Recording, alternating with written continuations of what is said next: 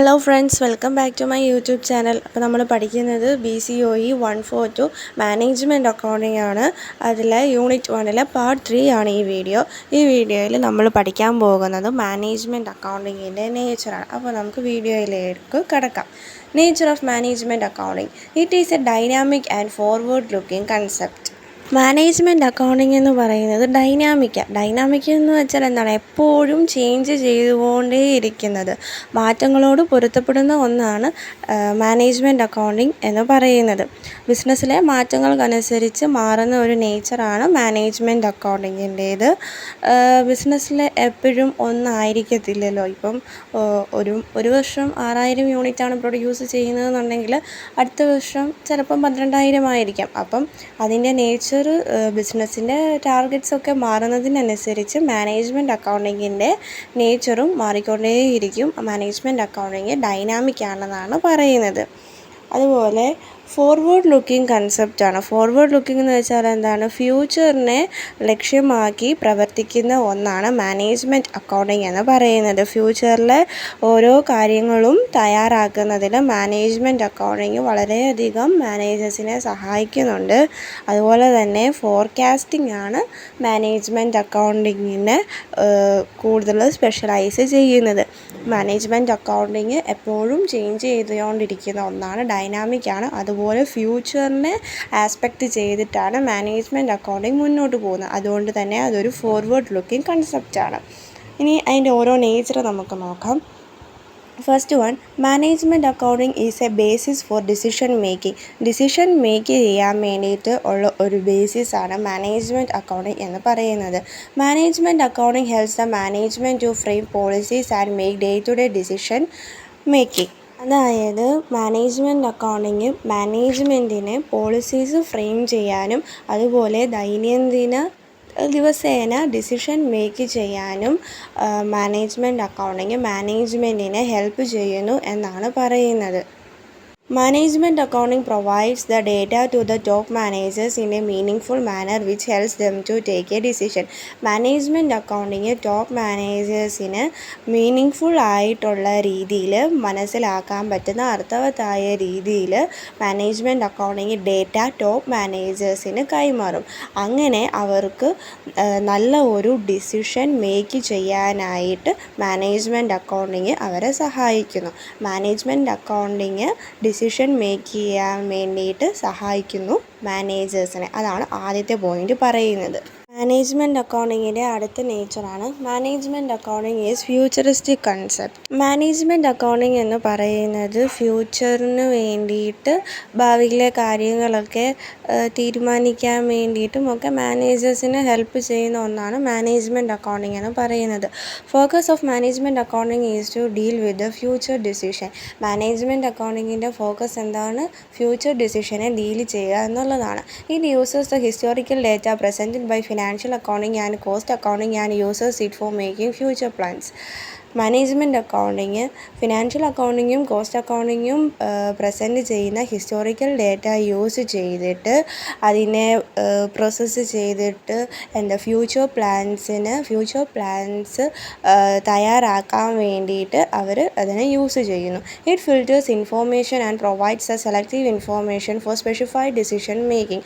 അവർ അങ്ങനെ ഉണ്ടാക്കിയ ആ ഇൻഫോർമേഷനെ ഫിൽറ്റർ ചെയ്തിട്ട് സെലക്റ്റീവായിട്ടുള്ള ഇൻഫോർമേഷൻ പ്രൊവൈഡ് ചെയ്യും. ഇപ്പം ബജറ്റിന് വേണ്ടിയിട്ടാണെങ്കിൽ, ഇപ്പോൾ ക്യാഷ് ബജറ്റിൻ്റെ ആണെങ്കിൽ ക്യാഷ് ബജറ്റിനെ സ്പെസിഫൈ ചെയ്ത് അത് ഡോമിനേറ്റ് ചെയ്യുന്ന രീതിയിലുള്ള ഇൻഫോർമേഷൻസ് ഫിൽറ്റർ ചെയ്ത് ആ ഇൻഫോർമേഷൻ ആയിരിക്കും ടോപ്പ് മാനേജേഴ്സിന് മാനേജ്മെൻറ്റ് അക്കൗണ്ടിങ് പ്രൊവൈഡ് ചെയ്യുന്നത്. ഇപ്പോൾ ക്യാഷ് ബജറ്റിൻ്റെ കേരള, ഇപ്പം പ്രൊഡക്ഷൻ ബജറ്റിൻ്റെ ആണെങ്കിൽ പ്രൊഡക്ഷനെ റിലേറ്റ് ചെയ്തിട്ടുള്ള ഇൻഫോർമേഷൻ റിലേറ്റ് ചെയ്ത് ആ സെലക്റ്റീവ് ഇൻഫോർമേഷൻ ആയിരിക്കും പ്രൊവൈഡ് ചെയ്യുന്നത്.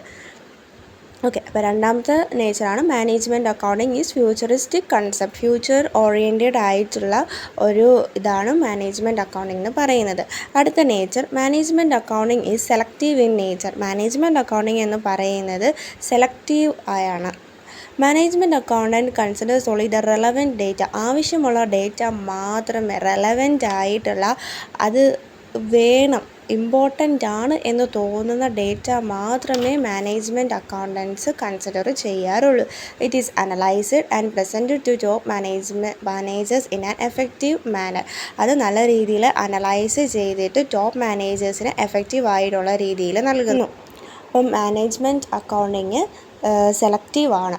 അതായത് ആവശ്യമുള്ള ഡേറ്റ മാത്രം കൊടുത്താൽ പോരെ. റിലവൻ്റ് ആയിട്ടുള്ള ഡേറ്റാസൊക്കെ എന്തിനാണ് ടോപ്പ് മാനേജേഴ്സിന് കൊടുക്കുന്നത്? അപ്പം അങ്ങനെ കൊടുത്തു കഴിഞ്ഞാൽ അവർക്കത് കോംപ്ലക്സിറ്റി വർദ്ധിപ്പിക്കും അല്ലേ.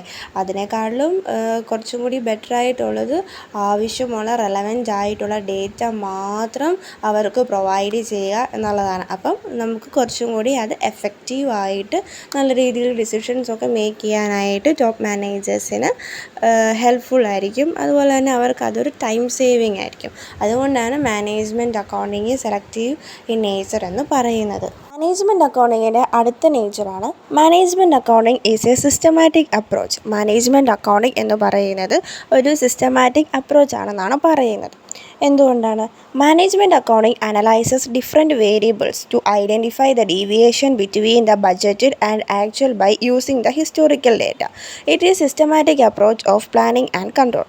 അതായത് മാനേജ്മെൻറ്റ് അക്കൗണ്ടിങ് പലതരത്തിലുള്ള വേരിയബിൾസ് യൂസ് ചെയ്തിട്ടാണ് നമ്മൾ ബഡ്ജറ്റ് നമ്മൾ ഒരു പ്രോഗ്രാം അല്ലെങ്കിൽ പ്രൊജക്റ്റ് ഇംപ്ലിമെൻ്റ് ചെയ്യുന്നതിന് മുന്നിൽ നമ്മൾ ബഡ്ജറ്റ് ചെയ്യും അല്ലേ, പ്ലാൻ ചെയ്യും, എത്ര രൂപ കോസ്റ്റ് വരും, എന്തായിരിക്കും റിട്ടേൺ എന്നുള്ളത്. അപ്പം ആ ബഡ്ജറ്റ് ചെയ്തതും ആക്ച്വലും തമ്മിൽ വേരിയേഷൻസ് ഉണ്ടാവുമല്ലോ.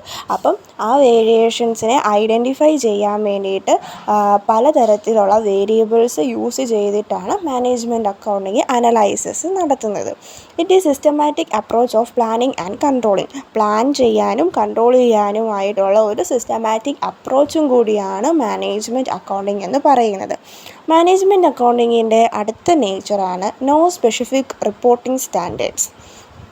മാനേജ്മെൻറ്റ് അക്കൗണ്ടിങ്ങിന് സ്പെസിഫിക് ആയിട്ട് റിപ്പോർട്ട് ചെയ്യാനുള്ള സ്റ്റാൻഡേർഡ്സ് ഒന്നുമില്ല. ഇപ്പോൾ കോസ്റ്റ് അക്കൗണ്ടിങ്ങിൽ നോക്കുവാണെങ്കിൽ കോസ്റ്റ് അക്കൗണ്ടിങ് സ്റ്റാൻഡേർഡ്സ് ഉണ്ട് അല്ലേ. CAS 1 ഉണ്ട്, 2 ഉണ്ട്, അങ്ങനെ ഒരുപാടുണ്ട് cost അക്കൗണ്ടിങ്ങിൽ.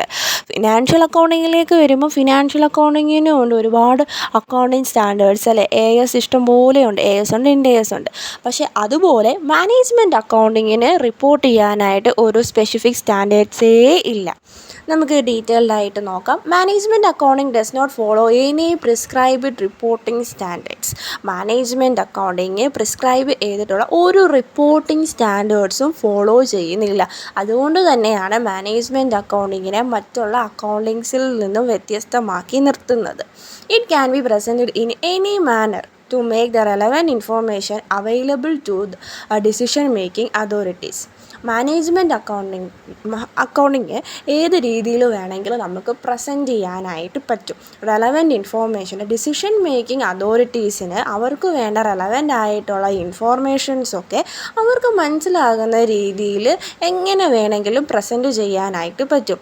Data can be presented in most suitable form for the concerned person or issue. ആർക്കാണോ നമ്മൾ ഇത് നമ്മുടെ ഡേറ്റ കൊടുക്കാനായിട്ട് നമ്മൾ ഉദ്ദേശിക്കുന്നത് ആ ആൾക്ക്, അല്ലെങ്കിൽ എന്ത് ഇഷ്യൂവിനെ പറ്റിയിട്ടാണോ നമ്മൾ ഈ അക്കൗണ്ട്സ് തയ്യാറാക്കുന്നത് അതിനെ പറ്റിയിട്ടുള്ള ഡേറ്റ മോസ്റ്റ് സ്യൂട്ടബിൾ ആയിട്ടുള്ള ഫോമിൽ ഏറ്റവും അനുയോജ്യമായ രീതിയിൽ നമുക്ക് ഡേറ്റ പ്രസൻറ്റ് ചെയ്യാനായിട്ട് പറ്റും എന്നാണ് പറയുന്നത്.